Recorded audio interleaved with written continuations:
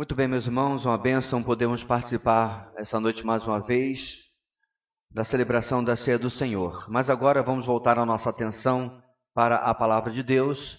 Eu quero convidar-nos, obviamente, a nós retornarmos para o livro de Gênesis, onde nós já temos caminhado há mais de um ano, e hoje nós vamos chegar à nossa mensagem de número 44. Gênesis, capítulo 32, a partir do versículo 1, claro. E hoje nós vamos começar, meus irmãos, um caminho de uma mensagem um pouco mais longa, dividida em vários domingos. Nós vamos chegar a uma mensagem que vamos cobrir durante 3 domingos, começando no capítulo 32 e encerrando no capítulo 33. E durante, irmãos, esta caminhada, como eu disse que já estamos há mais de um ano, nós temos comprovado este tema geral do livro de Atos. Atos já passou muito tempo. Do livro de Gênesis, que com certeza você já decorou, não é isso? Então vamos lá, irmãos, juntos. Apesar da maldade do homem, o soberano Deus gracioso o conduz à promessa da redenção. Amém. Bem, vamos dar uma recapitulada do que vimos na mensagem anterior? Bem, lá nós vimos que o Senhor permitiu e usou de circunstâncias tensas e desafiadoras entre a sua família, a família de Labão, para levar Jacó de volta à terra prometida, como ele havia prometido, claro, né? E continuar o seu plano de conduzir a história e a humanidade até a promessa da redenção. Para tanto, Jacó não poderia permanecer na Mesopotâmia, ele precisava ser trazido de volta de lá. Mas mesmo diante, irmãos, dessas situações desafiadoras, o nosso Deus continuou protegendo os seus, Jacó e o seu clã, enquanto os conduzia em sua vontade. Em tudo aquilo que ele passou, que ele esteve ameaçado pelo seu próprio sogro, Deus esteve ali presente, protegendo, tanto conduzindo-o como instruindo, no caso, a Labão, que não ameaçasse e nem tentasse prometer alguma coisa para Jacó. Na mensagem de hoje, entrando agora no capítulo 32, Jacó já está em território mais familiar. Ele já está chegando à terra de Canaã, está quase lá. Ele havia deixado, como vimos, um inimigo, que não deveria ser, porque é o seu sogro, mas se transformou num inimigo, ele deixou esse inimigo para trás, a Labão. Estava protegido pelo juramento que ele e Labão haviam feito de não cruzar o limite que havia sido definido pelo marco, pelo memorial de Galeede. E eles não poderiam cruzar de um lado ou de outro no intuito de ferir um ao outro. Porém, logo depois de passar e chegar quase em Canaã, diante dele, havia outro inimigo que Jacó, nesse caso, tinha ele mesmo criado para si. E eu me refiro ao seu irmão Esaú. Pelo caminho que vinha, Jacó passaria por outros reinos, mas o seu único temor era quando ele chegasse perto de Edom, reino que seria criado a partir da descendência de Esaú. Essa terra agora já era governada por Esaú e por seus descendentes. Como Jacó lidaria com uma ameaça contra a sua vida que havia sido declarada pelo seu irmão há mais de 20 anos? Inclusive, esse foi o motivo pelo qual Jacó saiu da casa de Isaac e de Rebeca, pela orientação dos seus próprios pais, diante do juramento, digamos assim, que Esaú havia feito de que tiraria a vida do seu irmão depois da morte do seu pai. Então veremos, irmãos, as fúteis e desnecessárias tentativas humanas por parte de Jacó de resolver conflito em contraste com a ação e o agir de Deus, realizando algo que nem as ofertas materiais poderiam realizar. O nosso capítulo forma um arco, como eu disse, com o capítulo 33. Então nós veremos uma ligação entre a mensagem de hoje até a mensagem que chegaremos daqui a 2 domingos, no final do capítulo 33. Mas nós não vamos ler esse texto todo. Hoje nós vamos ler apenas do versículo 1 até o versículo 21, aonde está o nosso texto inicial do nosso primeiro ponto, ok? Já está aberta a sua Bíblia aí? Gênesis 32, de 1 a 21. Vamos lá? Um bonito coral para abrilhantar, como a gente dizia antigamente nas igrejas, né? Abrilhantar o nosso culto. Ok? Vamos lá? Jacó também seguiu o seu caminho, e anjos de Deus vieram ao encontro dele. Quando Jacó os avistou, disse: Este é o exército de Deus. Por isso deu àquele lugar o nome de Maanaim. Jacó mandou mensageiros adiante dele a seu irmão Esaú, na região de Seir, território de Edom, e lhes ordenou: Vocês dirão o seguinte ao meu senhor Esaú: Assim diz teu servo Jacó: Morei na casa de Labão e com ele permaneci até agora.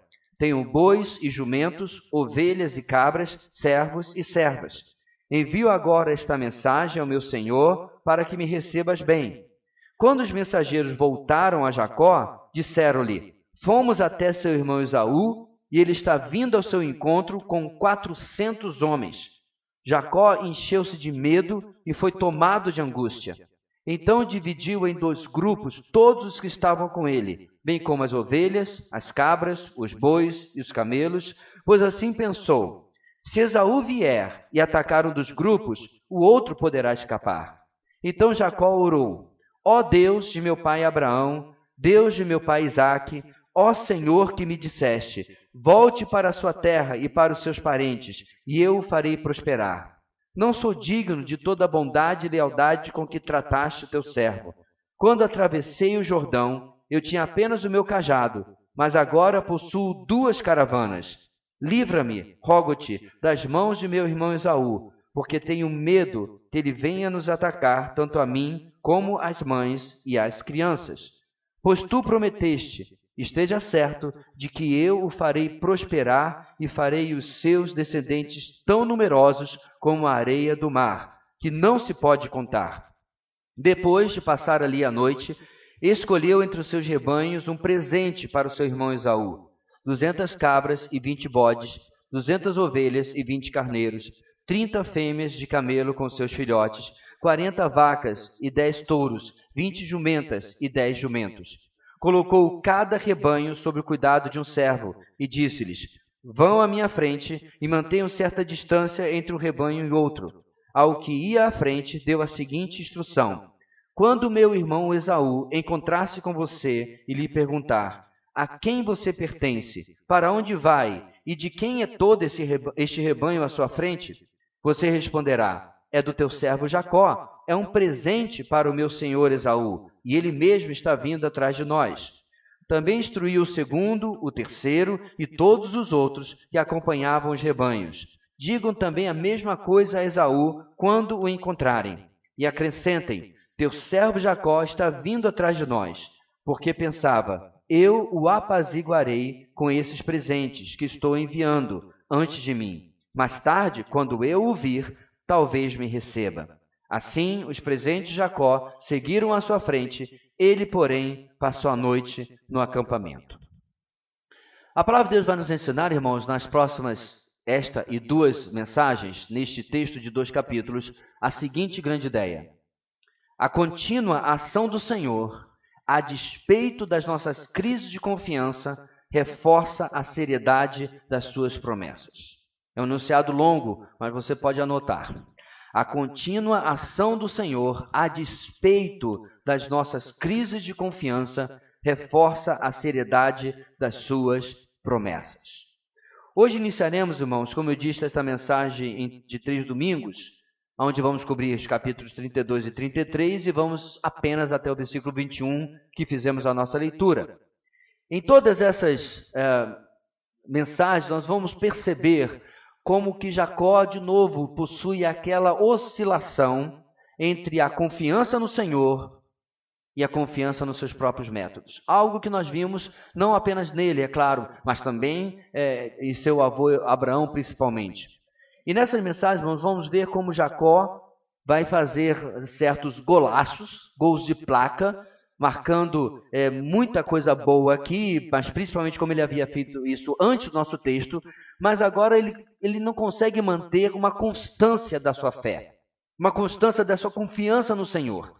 Diante de novos desafios, ou até mesmo diante de um desafio de velhos problemas, ele retorna aos velhos truques e atalhos, em lugar de apenas e objetivamente confiar no Senhor.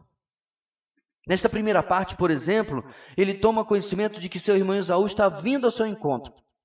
Em lugar de buscar ao Senhor, de apenas buscar o Senhor, ele adiciona a sua estratégia, ele desenvolve um plano que envolve bajulação e suborno, que envolve, meus irmãos, atalhos humanos, atalhos falhos. Em primeiro lugar, meus irmãos, a palavra de Deus vai nos ensinar, do versículo 1 ao 21, o seguinte enunciado, nosso primeiro ponto. Apesar dos feitos de Deus, muitas vezes ainda lutamos com crises de confiança nele. Apesar dos feitos de Deus, muitas vezes ainda lutamos com crises de confiança nele. Nosso texto vai começar com um evento curioso nos versículos 1 e 2. E esse evento curioso é iniciativa de Deus. Jacó havia acabado de se separar de Labão. Ele havia acabado de passar por um momento extremamente tenso. Um momento em que, tendo ele fugido da casa de Labão, com uma caravana com suas mulheres e seus filhos, provavelmente alguns servos e todos aqueles rebanhos, ele havia experimentado o livramento de Deus e ele suou frio. Porque quando Labão chega, ele chega acompanhado de homens e, como Labão mesmo disse, ele poderia prejudicá-los. E perceba, meus irmãos, que logo depois disso, a palavra de Deus já nos coloca neste próximo capítulo com os eventos da visitação dos anjos no versículo 1 e versículo 2. E não há como nós não percebermos a ligação entre os apuros que Jacó havia sofrido e como Deus age, como ele intervém, fazendo, digamos assim, um carinho da sua parte para com Jacó. Como eu disse, ele é visitado por anjos, em outras palavras, por mensageiros de Deus. É o que significa a palavra anjos, tanto em hebraico quanto em grego, mensageiro. E diz o dado que não eram, diz o texto que não eram poucos anjos, pois Jacó deu àquele lugar o nome de 2 exércitos, ou Maanaim. A mais provável, meus irmãos, tradução disso é acampamentos. No caso de Deus, ele está acampando, lembrando do Salmo 34, ao redor do seu servo, ao redor de Jacó. Então preste atenção, irmãos, porque esse versículo 1 e versículo 2 não foram escritos por Moisés para encher linguiça. Ele deveria dar o tom do capítulo. Jacó deveria, meus irmãos, deixar todo o temor, todo o medo que ele experimentou lá atrás, com a experiência de quase morte, vamos chamar assim, diante de Labão, e entrar de volta em Canaã, marchando confiante, não por causa de suas próprias possibilidades, porque ele não tinha. Ele não tinha uma guarda, ele não tinha um exército pessoal, mas por causa de que Deus dá o passo inicial dizendo, lembra que eu disse que cuidaria de ti? Você lembra que eu disse que ia guardar a sua vida? E eis aqui os meus anjos para fazer isso. Porque para pensar, você está no meio do deserto, saindo de uma ameaça, e você sabe que tem à sua frente, mas você recebe essa visitação, e o seu coração deveria ser cheio, porque você foi colocado no meio dos acampamentos de Deus, através de anjos. Visitações, irmãos, desse tipo no Antigo Testamento, elas não eram frequentes. Mas quando aconteciam, elas não eram gratuitas. Anjo não ia dar uma passeada na terra. O que você está fazendo aqui? Não, não fazendo nada, não. Estava meio ocioso lá no céu, resolvi dar uma voltinha por aqui. Não, isso não acontecia. Sempre havia, meus irmãos, um objetivo, um propósito. E neste caso, como eu disse, era fortalecer a fé de Jacó e prepará-lo para o próximo desafio, o encontro com Esaú. Ao tocar o mundo visível e conturbado de Jacó, Deus estava com o seu mundo invisível, trazendo ordem à confusão que estava a vida de Jacó por tudo aquilo que ele havia passado, e mostrando principalmente, eu estou no controle, Jacó. Eu estou cumprindo aquilo que eu prometi. Eu estou fazendo aquilo que eu havia prometido a você. Eu sou o Deus dos exércitos de anjos. Eu sou o Deus do acampamento de guerra que está ao seu redor. E, meus irmãos, essa experiência de ser cercado pela proteção de Deus acontece outras vezes no Antigo Testamento, por exemplo. Porque de forma muito semelhante ao estar cercado pelos exércitos sírios, o profeta Eliseu permanecia tranquilo. Ele não se desesperava. Ele não perdia a esperança de dizer, rapaz, Deus me abandonou, muito pelo contrário. Ele estava tranquilo. Mas o servo dele, por outro lado, estava apavorado e perguntava ao profeta, você encontra isso em 2 Reis capítulo 6. E ele pergunta ao profeta, meu senhor, o que faremos? Quando ele vê o exército sírio, ele se apavora, ele se transtorna e pergunta a Eliseu, o que faremos? E aí Eliseu ora, ele pede algo a Deus. No versículo 17 de 2 Reis 6, nós lemos, Senhor, abre os olhos dele para que veja. Então, o Senhor abriu os olhos do rapaz, que olhou e viu as colinas cheias de cavalos e carros de fogo ao redor de Eliseu. Irmãos, a mesmíssima realidade se aplica a mim e a você. Dificilmente nós vamos literalmente ver o mundo espiritual ou acordar de manhã preocupados com a nossa agenda, ou nossos compromissos, ou cheios de ansiedade, e Deus vai mandar um anjo a cada dia que você tiver uma crise de ansiedade. Dificilmente será isso que vai acontecer conosco, contudo as promessas são as mesmas. Repetindo o texto do Salmo 37, versículo 4. O anjo do Senhor é sentinela ao redor daqueles que o temem e os livra. Estamos sempre guardados, sempre protegidos. O que nos falta é que muitas vezes não lembramos das promessas de Deus em meio às dificuldades que nós passamos. Perceba, meus irmãos, que o que Deus nos promete, apesar que é isso que vai acontecer com Jacó vez após vez após vez, não é nos livrar dos problemas, mas muitas vezes em meio aos problemas. Todos nós um dia, irmãos, receberemos, quer seja das mãos do médico ou o nosso próprio corpo avisando, um diagnóstico difícil. Todos nós um dia receberemos um diagnóstico que você poderia chamá-lo também de avisa aí que eu estou chegando no céu. Mas mesmo, irmãos, quando esse diagnóstico chegar, mesmo quando chegar esse dia, que inclusive nós cantamos nos hinos, né? Quando chegar esse dia, vou estar cantando, vou estar louvando a Deus, será? A promessa de Deus é que Ele vai nos guardar enquanto atravessamos esse vale. O vale da sombra da morte. E você sabe, meus irmãos, por que nós podemos confiar absolutamente? Porque eu mencionei a doença, a morte, porque a palavra de Deus diz que ela é o quê? O último inimigo a ser derrotado. E eu lembrei disso, meus irmãos, para nós essa noite, porque nós temos um Senhor que conhece o que é passar pela morte. Então, quando você tem que enfrentar um território desconhecido, o que você faz geralmente? Quando eu fui a minha primeira vez para Margarita, eu perguntei a quem já tinha ido lá várias vezes, qual o melhor caminho? Porque tem 2 ou 3 rotas.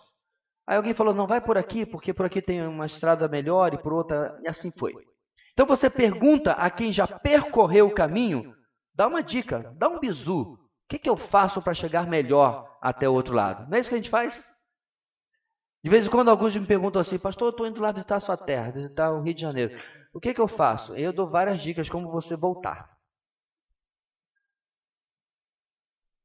Ou pelo menos voltar com todos os seus bens, né? Um dia, irmãos, nós vamos passar por um vale pelo qual o nosso Senhor já passou. E Ele conhece muito bem o caminho.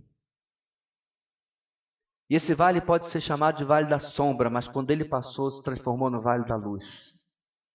A luz da sua vida e a luz que Ele colocou para nós, nos dando vida também. Então, o que nós temos que ver, meus irmãos, é que quando nós estamos diante de qualquer crise, a visitação de Deus já aconteceu na nossa vida. Podemos não ficar diante de uma Anaim, mas Deus está ali com seus anjos, com a sua palavra, com a sua presença, com o seu Espírito, constantemente na nossa vida, porque foi Ele que disse, nunca te deixarei, jamais te abandonarei. O texto continua e na sequência dele, no verso 3, Jacó decide logo enfrentar o maior problema que havia deixado para trás há 20 anos, quando saiu da casa dos seus pais, e o seu problema era o seu irmão Esaú e a ameaça que tinha ele contra a sua vida.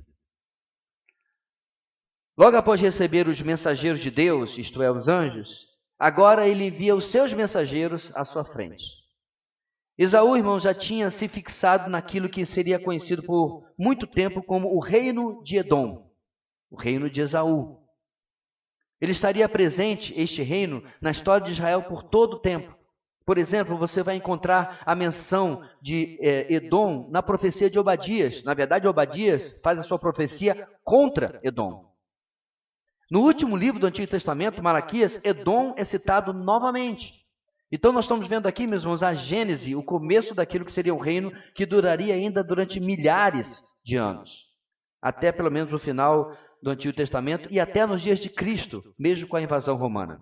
Bem, então ele decide fazer isso. Nos versos 4 e 5, as instruções de Jacó aos mensageiros é uma mensagem de cautela. Ele fala onde ele esteve, como quem havia estado e como havia prosperado, e manda um pedido para que ele seja bem recebido. Perceba que até aqui Jacó ainda se mantinha confiante, talvez ainda movido pela visão de Deus, a visão dos anjos que Deus havia prometido, que Deus havia providenciado. Ele ainda está cauteloso, mas ainda não deu nenhum passo precipitado. Mas no verso 6, chega um relatório que destrói toda a confiança que Jacó tinha, ou pelo menos aquela pouca confiança que ele tinha até esse momento. No verso 6, ele recebe esse relatório preocupante dos mensageiros que haviam ido até Esaú. Não só Esaú estava vindo ao seu encontro, mas ele estava trazendo uma patota. 400 homens. Se Labão e sua turma era uma ameaça, e agora Esaú e mais 400 homens vindo ao seu encontro? Porque se ele não podia, meus irmãos, se opor àquele grupo pequeno, que esperança ele tinha agora de se safar diante daquele que vinha contra ele? E diante disso, a reação dele no verso 7 comprova para nós, irmãos, o impacto que essa notícia teve sobre ele. Porque quando ele ouve o relatório dos seus mensageiros, qual é a reação dele? Jacó encheu-se de medo e foi tomado de angústia. E mais uma vez, irmãos, no nosso texto aparece a palavra medo. O sentimento de angústia de novo. As mesmas experiências que fizeram Abraão e Isaac meter os pés pelas mãos antigamente, no passado, agora estão presentes mais uma vez na vida de Jacó. E este, meus irmãos, é o exato momento em que Jacó tinha duas alternativas. Esse é o momento da possibilidade da virada na vida de Jacó. Esse é o momento onde ele pode, diante de um inimigo mais forte do que ele ter uma atitude imediata de buscar o Senhor, porque essa deve ser a nossa atitude.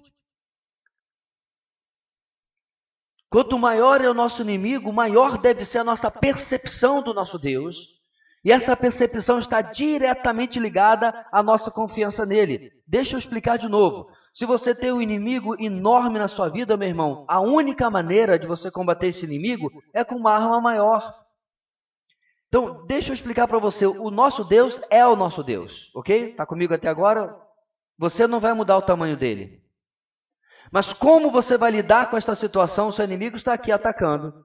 Ele tem 2,50 m, ok? E você é pequenininho do tamanho de um botão. Como você vai enfrentar esse inimigo depende de como você vai enxergar o seu Deus. O grande problema, irmãos, é que quando nós não confiamos em Deus, não na realidade, nosso Deus continua do tamanho que Ele é. Nós diminuímos a Deus e Ele não tem efeito na nossa vida. É isso que Jacó está fazendo aqui. Ele tinha uma escolha, mas infelizmente ele escolhe mal. Por outro lado, só para mostrar como isso aqui é possível, olha o que acontece, irmão, nos tempos dos reis. No tempo do rei Josafá, filho de Asa. Essa história você vai encontrar em 2 Crônicas, capítulo 20, quando ele enfrenta um cenário muito parecido com o cenário de Jacó. Diz o texto: informaram a Josafá, um exército enorme vem contra ti, adivinha de onde? De Edom. Santa Jesuicidência, Batman.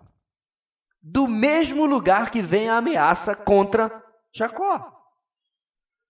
Um exército enorme vem contra ti de Edom, do outro lado do Mar Morto. Já está em Azazon Tamar, isto é, em Gedi. Mesmo adversário, Edom. Mas perceba, meus irmãos, que a atitude de Josafá é completamente diferente. Alarmado, pausa. Irmãos, o problema não é você ficar ansioso com medo, é o que você vai fazer depois disso. Josafá, pelo menos não é o mesmo texto, não fica ansioso com medo, ele fica alarmado, porque ele é de carne e osso. Gente, Edom está vindo. Não, isso não existe. Pastor, por que o senhor está feliz da vida? Acabei de receber um diagnóstico, vou morrer essa semana. Não, isso não existe, irmãos. Não é isso que Deus quer de nós. Ele não quer que a gente viva desassociado da realidade, entende? Numa bolha de ilusão, como se o que está acontecendo não estivesse acontecendo. Sua dor é real. Como você enfrenta esta dor é que está em xeque aqui. Então o texto diz, alarmado, Josafá decidiu consultar o Senhor e proclamou um jejum em todo o reino de Judá. Reuniu-se, pois, o povo vindo de todas as cidades de Judá para buscar a ajuda do Senhor. Depois você lê como essa história termina, mas ela termina bem. O povo de Deus é protegido porque ele procurou o Deus do tamanho que ele precisava. Mas de forma diferente, Jacó não busca refúgio totalmente no Senhor. Não de forma principal, não com a melhor forma, com a melhor maneira. Em meio à sua angústia, ao seu medo, ele divide sua caravana, a primeira atitude dele, em 2 grupos. Ou, eis a palavra, em 2 Maanaim, em 2 acampamentos, para que um escape em caso do outro ser atacado. É que talvez você esteja esquecendo, irmãos, mas nas nuances do texto, Moisés está mostrando, Jacó está esquecendo de alguma coisa. Jacó não está percebendo que ele está deixando para trás uma segurança que ele já havia recebido de Deus. Não estou me referindo à visão dos anjos. Eu estou me referindo a uma confiança que ele havia recebido de Deus no capítulo 28, 20 anos atrás, em Betel. Porque ele já colocou na sua cabeça, eu preciso de um seguro, eu preciso de um escape. Qual é o escape? Eu vou fazer o boi de piranha. Você sabe o que é boi de piranha? Então tem que atravessar o rebanho, né? Então o que o pecuarista faz? Ele pega um boi, geralmente está magrinho, está, né, ruinzinho e tal, doentinho. Ele vai e sangra esse boi no rio. E as piranhas vão em cima daquele boi que está sangrando. E o rebanho pode passar tranquilamente. Ele já está disposto, na sua mente, a sacrificar uma parte para salvar outra. Esse é o plano medíocre de Jacó, mas não é o plano de Deus. Não é isso que Deus está planejando fazer na vida dele. Não é isso que Deus tem planejado para a vida dele. Então, mas no verso 9, depois dessa iniciativa já meio derrotada que ele toma, ele ora. Uma oração que, se prestarmos a devida atenção, está cheia de verdades, sim, mas também cobra de Deus que cumpra o que ele havia prometido, em lugar de apenas confiar. E essa, irmãos, é a atitude que explica tanto medo da parte dele. Acompanhe comigo.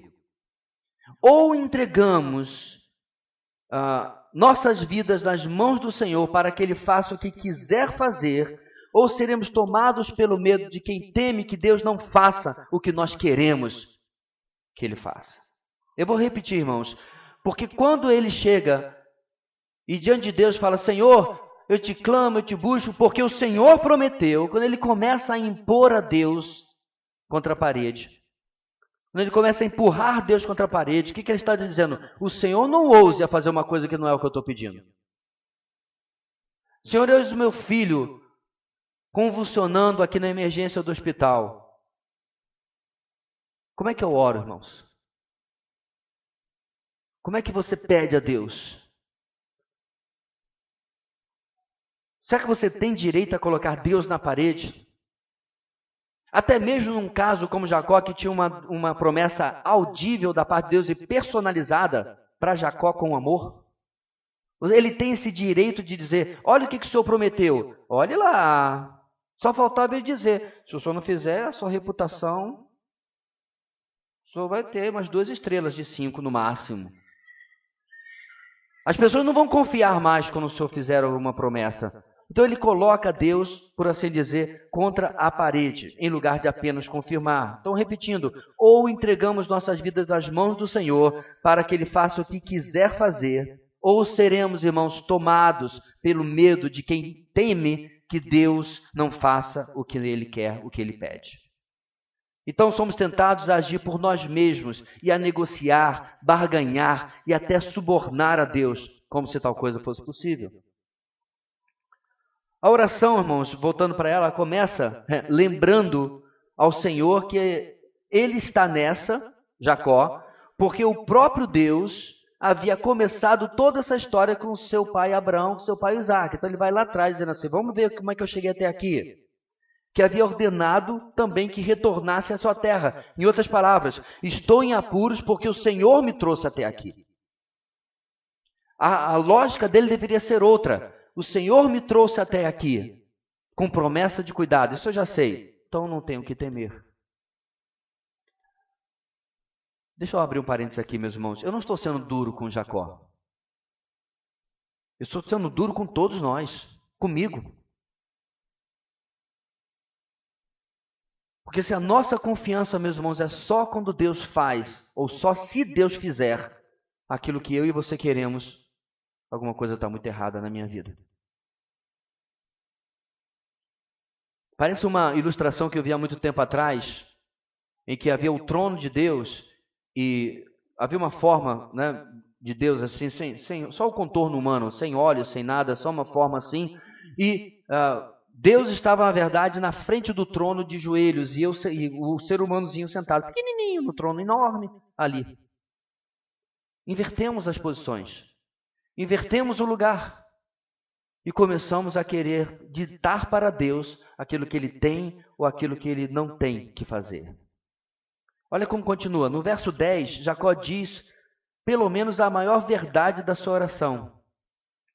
Ele não era digno da bondade e da lealdade do Deus que havia cumprido sua promessa de trazê-lo de volta em prosperidade. Irmãos, essa deve ser, ou devia ser a tônica das nossas súplicas diante das dificuldades e tribulações, problemas da vida. Isto é, a nossa indignidade. Deixa eu repetir, Deus não lhe deve nada. Este é o grande problema do mundo evangélico de hoje. A pessoa já vai para a igreja com um cheque assinado por Deus para ele preencher. Para dizer o que Deus tem ou não tem que fazer. Então a nossa indignidade, meus irmãos, de um Deus que não tem absolutamente nenhuma promoção para dar a nós, deixa eu te dar 2 bênçãos por R$3, ou essa bênção em troca de alguma obediência tal ou tal. Não, o Deus que não tem nenhuma obrigação de fazer absolutamente nada em nosso favor, nós temos que chegar diante dele em quebrantamento. Sabe por quê, meu irmão? Porque você está aqui essa noite, você participou da ceia, ou teve direito de participar da ceia, porque você estava assim, Efésios capítulo 2, você estava morto em suas transgressões e pecado. Mas aí, meus irmãos, mais adiante no versículo 4, Paulo escreve uma das frases mais lindas das Escrituras, todavia Deus. Deixa eu repetir, você estava morto em seus delitos e pecados. E aí o texto vai no versículo 1, no versículo 2, no versículo 3, mostrando quão perdidos nós estávamos. E 1, 2 e 3 é fundo musical para desespero, né? Perdido, pecador, debaixo da potestade do príncipe do ar, do mundo, da carne. O que eu faço? Versículo 4. Todavia Deus, que é rico em misericórdia, pelo grande amor com que nos amou, deu-nos vida com Cristo, quando ainda estávamos mortos em transgressões. Pela graça, vocês são salvos. Tudo isso, e Cristo. Jacó, meus irmãos, ilustra para mim a minha fé imatura, que ainda fica contando o que Deus tem ou não tem que fazer na minha vida, que Ele tem que me dar ou não. Então, sim, quando Jacó fala da sua indignidade, nessa parte da oração, ele acerta em cheio. Mas, contudo, entretanto, todavia, o pedido por livramento no verso 11, de novo, vem com a confissão do seu medo do que Esaú poderia fazer.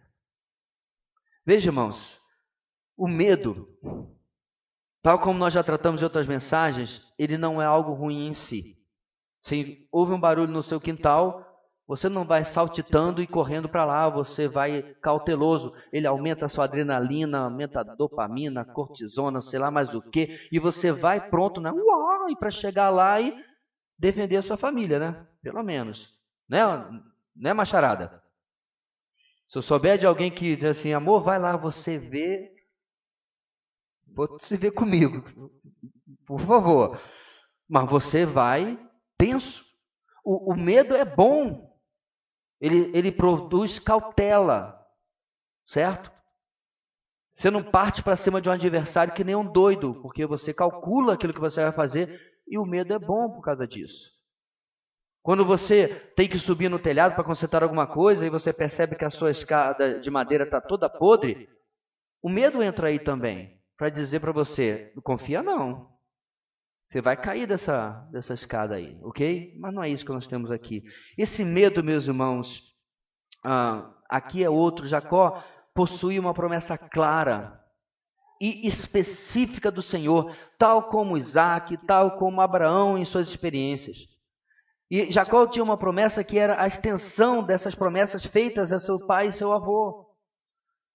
Jacó deveria, irmãos, portanto, estar cheio de confiança de que sua vida estava guardada dentro da fidelidade de Deus, que vinha protegendo, prosperando e guiando a sua vida há mais de 20 anos. Nós enxergamos, meus irmãos, um problema semelhante com os apóstolos. Lá em Mateus capítulo 8, nós temos a famosa narrativa onde Jesus está atravessando o mar da Galileia, o lago de Tiberíades. E há uma grande tempestade.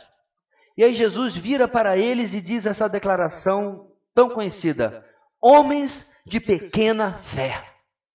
Ou em sua outra tradução, homens de pouca fé. Aonde está essa fala de Jesus inserida? O versículo todo é o seguinte: por que vocês estão com tanto medo? Homens de pequena fé.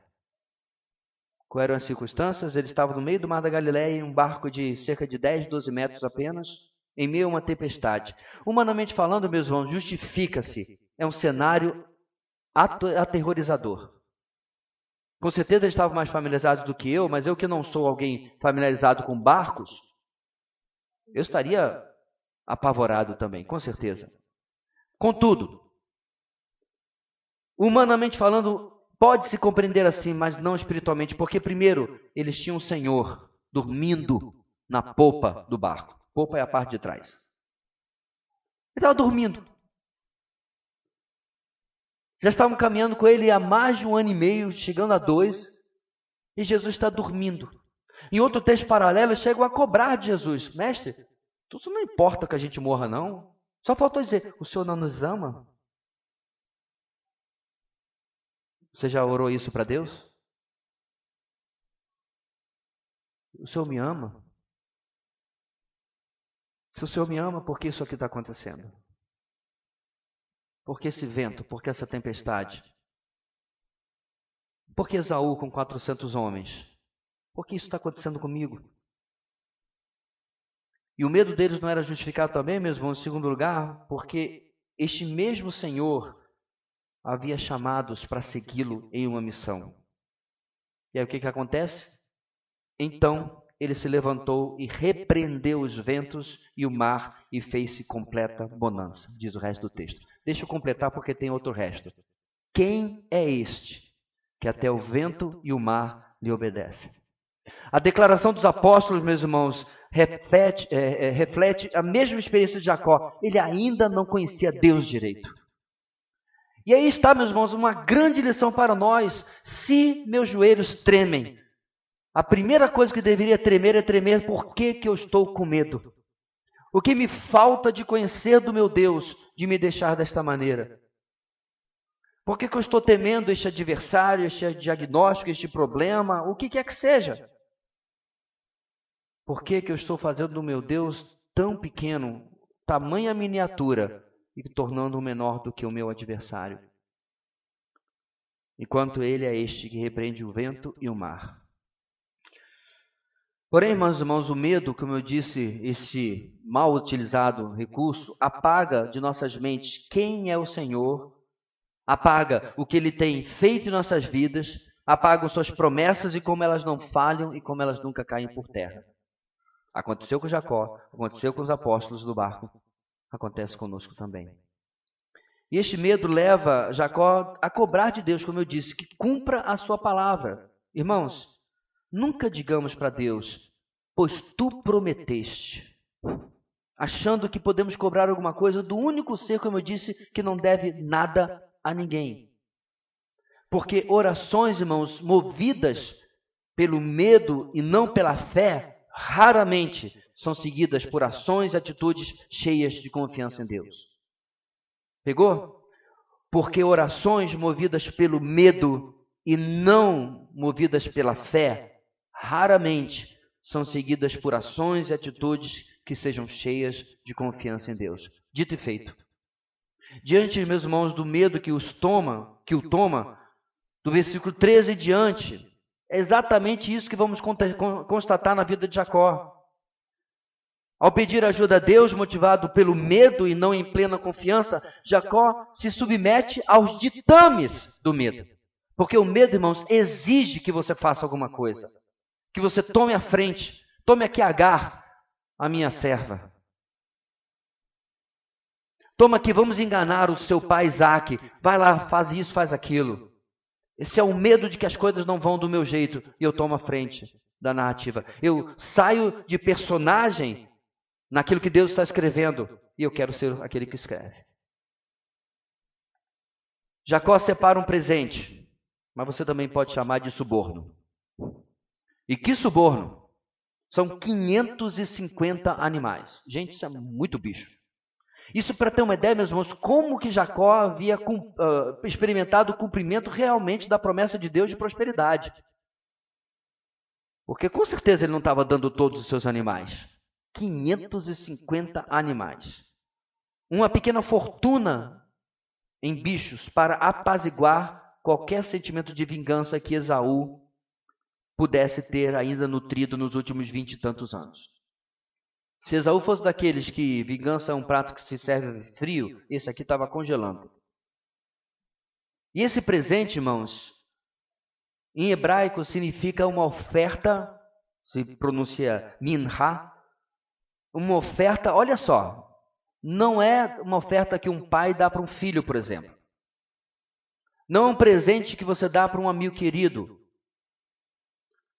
Não é um presente que você dá na data ou na conquista de alguém. Olha só, esse presente, essa oferta que ele dá, era uma oferta de alguém, que alguém dava a alguém superior, visando ganhar o seu favor.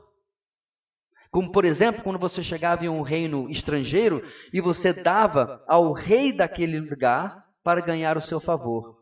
Ou seja, quando nós vemos as atitudes de Jacó, ele não estava apenas, meus irmãos, tendo uma atitude de uma humildade virtuosa. Não. Ele estava tendo uma humildade, não aquela que vem de Deus, mas uma humilhação humana, uma humilhação motivada, novamente, pelo medo. Por isso que eu chamei, não é um presente, é um suborno. É como se ele estivesse pagando alguma coisa, uma dívida, para Esaú. Com os animais, ele estava tentando restaurar, talvez, a retirada da primogenitura de Esaú, que ele havia feito por meio do engano. E com o constante tratamento que ele trazia para Esaú, como é que ele chamava? Meu senhor Esaú, o tempo todo. E como ele se tratava? Teu servo Jacó. Olha o que ele estava fazendo, irmão. Jacó estava tentando reverter a primazia que ele mesmo havia recebido sobre Esaú na bênção que havia sido roubada quando ele e Rebeca, sua mãe, haviam enganado Isaque. Então as atitudes de Jacó são um remendo na lambança que ele havia deixado na sua casa 20 e tantos anos atrás. E aqui, irmãos, vai uma subaplicação para nós. Não faça uma lambança. É muito difícil, irmãos, às vezes consertar a contento.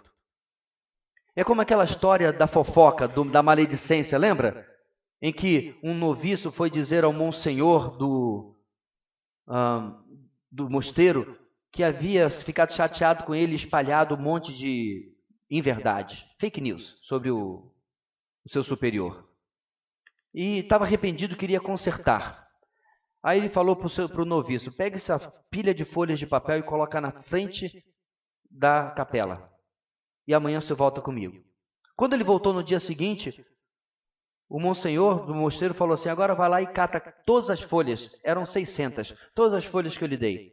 E aí ele falou: é impossível, teve uma ventania e espalhou-se para tudo quanto é lugar. Pronto. É virtualmente impossível você consertar a reputação de alguém que você mesmo manchou. Cria perna, vai embora. E assim é, meus irmãos, qualquer tipo de dano que nós fazemos aos outros, podemos tentar, mas raramente conseguimos consertar o vaso perfeitamente, aquele que foi quebrado. Bem, tudo isso que ele está fazendo, irmãos, na sua aproximação de Esaú, parece bem motivado, mas ia totalmente de forma contrária ao que Deus havia revelado sobre Jacó e para Jacó até aqui. Antes dele nascer, o Senhor havia dito: um deles será mais forte do que o outro, mas o mais velho servirá o mais novo. Está lá no capítulo 25, versículo 23. Mesmo, irmãos, que a bênção que havia sido recebida de Isaac tenha sido dada por engano e obtida através de engano, ela refletia exatamente o que Isaac deveria ter proferido sobre Jacó, uma vez que o Senhor já havia determinado que Jacó seria o primeiro. E assim foi. Deus cumpriu a bênção de Isaac, não porque Isaac havia falado, mas porque foi aquilo que ele havia profetizado, o Senhor, sobre a vida de Jacó. Mais adiante, anos depois em Betel, o Senhor repete as bênçãos e o cuidado que estariam sobre Jacó. E assim vinha se cumprindo. Portanto, irmãos, para Jacó, tentar manipular as circunstâncias, tentar manipular a seu irmão e se livrar da ameaça, do perigo que era o seu irmão, através de suborno, de bajulação, era uma declaração pública, era uma declaração da sua própria vida, de quê? De que apesar dos feitos de Deus, muitas vezes ainda lutamos com crises de confiança. Deus faz, e Deus faz, e Deus faz. E Jacó continua não confiando.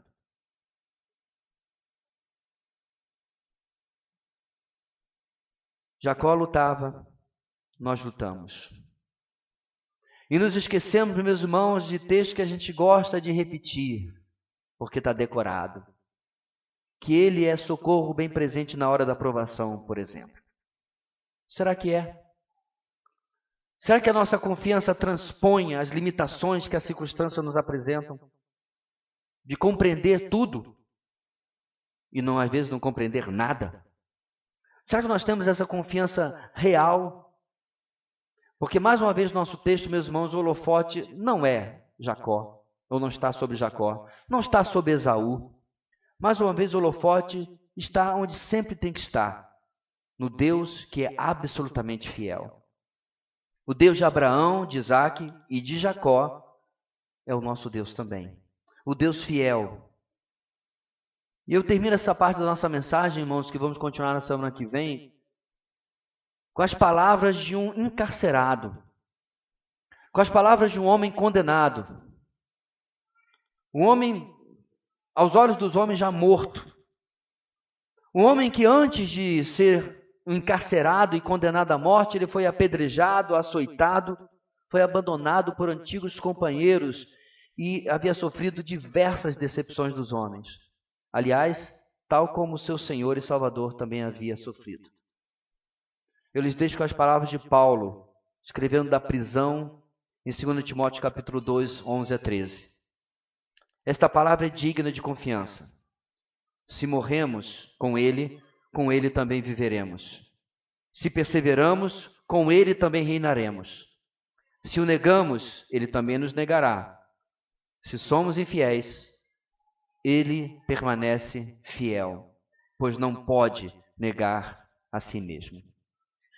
A ação contínua do Senhor, a despeito das nossas crises de confiança, reforça a seriedade das suas promessas. O que você precisa para esta semana, meu irmão? Qual é o desafio que você tem à sua frente? Não importa. aquilo que Deus vem fazendo, quem Ele é e o que Ele vem lhe prometendo, você pode colocar diante desse inimigo. Cresça aos seus olhos. Ele continua do tamanho que Ele é, majestoso, grandioso.